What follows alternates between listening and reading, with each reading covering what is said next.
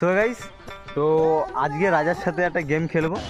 তো গেমটা হচ্ছে, ধরুন রাজা আমরা একটা জঙ্গল দিয়ে যাচ্ছি, ঠিক আছে?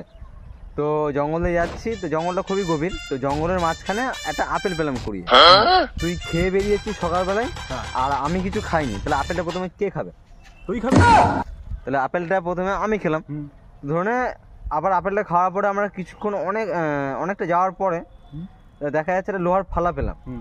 তো ফালাটা কিন্তু আবার যেমন তেমন ফালা না, ফালাটা দিয়ে আবার লোকের পোত সেলাই করা যায়।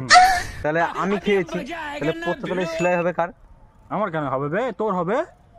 তাহলে আমার পোত সেলাই হলো। হ্যাঁ, তাহলে আবার আমার পোতটা সেলাই করে, মানে পুটকি সেলাই করে আবার যাচ্ছি যেতে যেতে একটা রাস্তার মাঝখানে একটা জানোয়ার সাথে দেখা হচ্ছে। জানোয়ারটা কিন্তু আবার যেমন তেমন জানোয়ার না, জানোয়ারটা আবার লোকের পোত মারে। তাহলে আমার তো পুটকি সেলাই করে, তাহলে জানোয়ারটা পোত মারবে কার?